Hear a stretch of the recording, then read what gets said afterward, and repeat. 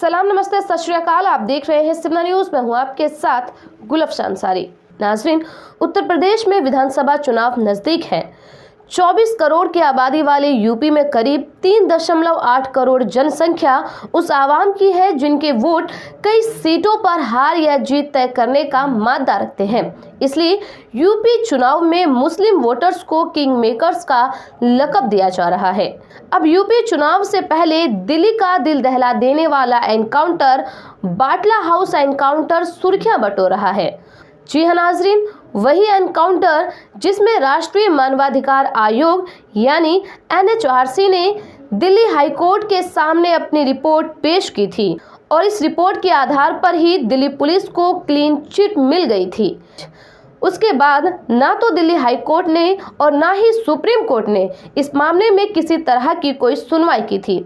नाजरीन, अब 13 साल बाद आला हजरत बरेली शरीफ के मौलाना तौकीर रजा खान ने एक ऐसा बयान दिया है जिसके बाद यूपी के मुस्लिम वोटर्स सोचने पर मजबूर हो गए हैं। जी हाँ नाजरीन, बाटला हाउस एनकाउंटर को लेकर एक चौंकाने वाला बयान दिया गया है। तौकीर रजा खान ने बाटला हाउस एनकाउंटर को फर्जी बताते हुए कहा है कि मुठभेड़ में मासूम और बेगुनाह बच्चों को आतंकी बताकर मारा गया था। वे आतंकी नहीं थे। इसके अलावा तौकीर रजा खान ने इंस्पेक्टर महेश चंद्र शर्मा की हत्या के लिए पुलिस वालों को ही जिम्मेदार और उन्हीं को उनका हत्यारा बताया है। तौकीर ने यह भी खुलासा किया है कि कांग्रेस पार्टी ने उनसे वादा किया था कि 2009 में उनकी सरकार बनते ही सबसे पहले इस मुठभेड़ यानी फर्जी एनकाउंटर की जांच कराई जाएगी, लेकिन जीतने के बाद पार्टी ने ऐसा नहीं किया। उन्होंने मुठभेड़ में मारे गए युवकों को शहीदों का दर्जा देने की मांग करते हुए कहा कि कांग्रेस को पुलिस की मनोबल की फिक्र थी, ना कि मुसलमानों के मनोबल की।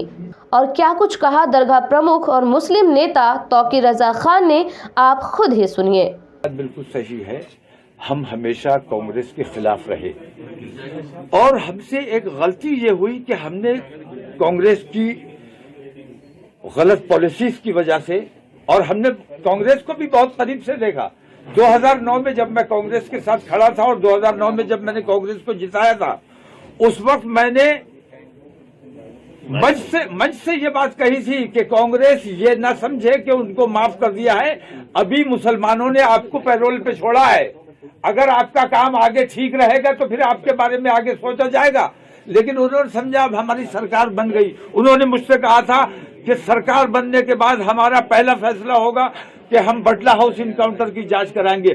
अगर बाटला हाउस इनकाउंटर की जांच करा ली होती, दुनिया को पता चल जाता कि जो मारे गए वो आतंकवादी नहीं थे, उनको शहीद का दर्जा मिलना चाहिए। जो इंस्पेक्टर शर्मा मारे गए उस एनकाउंटर में, उनका कत्ल हुआ, उनको भी उनकी पुलिस ने मारा था, जांच नहीं कराई गई। उन्होंने कहा कि इससे पुलिस का मनोबल टूटेगा। पुलिस के मनोबल की उन्हें ज्यादा परवाह थी, हमारे मनोबल की, 20 करोड़ मुसलमानों के मनोबल की परवाह नहीं थी। हमारे बच्चों को इस तरह अलल ऐलान आतंकवादी कहकर मार डाला गया। तो कांग्रेस से मेरी शिकायतें हमेशा रही। मैंने कांग्रेस को करीब से देखा और मैंने ये महसूस किया कि कांग्रेस को चारों तरफ से RSS के लोगों ने घेरा हुआ है। अब मैंने जब उनकी ये तब हमेशा मैंने कांग्रेस की मुखालफत की है और हमेशा मुखालफत करता रहूंगा। लेकिन अब जब मैं प्रियंका गांधी से मिला, मैंने करीब से उनको समझने की कोशिश की, बातचीत की, तो मैंने महसूस किया कि इस वक्त उत्तर प्रदेश में नहीं बल्कि पूरे देश में सिर्फ ये 2 भाई बहन हैं जो सच्चे सेकुलरिस्ट हैं, जो लोकतंत्र में यकीन रखते हैं। बाकी तमाम के तमाम लोकतंत्र की और सेकुलरिज्म की बातें करते हैं, ढोंग करते हैं। ये दोनों सच्चे सेकुलरिस्ट हैं। तो सुना आपने, तौकीर रजा खान ने बाटला हाउस एनकाउंटर को न सिर्फ फर्जी बताया बल्कि इसकी जांच करने का दावा जिस कांग्रेस ने किया था उसके खिलाफ भी कहा। उन्हें पुलिस के मनोबल की ज्यादा परवाह थी, 20 करोड़ मुसलमानों के मनोबल की कोई परवाह नहीं थी। उन्होंने कहा कि हमारे बच्चों को आतंकवादी कहकर मार डाला गया। इसके अलावा दोबारा से कांग्रेस का दामन थामने वाले तौकीर रजा खान ने कहा कि मेरी शिकायतें कांग्रेस से हमेशा रही है। तौकीर रजा खान ने एक बार फिर से कांग्रेस से जुड़ने की वजह भी बताई। उन्होंने कहा कि मैंने कांग्रेस को करीब से देखा है, मैंने महसूस किया है कि कांग्रेस को चारों तरफ से आरएसएस वाले लोगों ने घेरा हुआ है। मैंने हमेशा कांग्रेस की मुखालिफत की है और करता रहूंगा, लेकिन जब मैंने प्रियंका गांधी से मुलाकात की तो मैंने महसूस किया कि इस समय देश में ये दो भाई बहन हैं जो सच्चे सेकुलर हैं, लोकतंत्र में यकीन रखते हैं, बाकी सब ढोंग कर रहे हैं। नाज़रीन, यूपी चुनाव में दिल्ली के बाटला हाउस का मुद्दा कहीं ना कहीं यूपी के मुस्लिम वोटर्स को प्रभावित कर सकता है।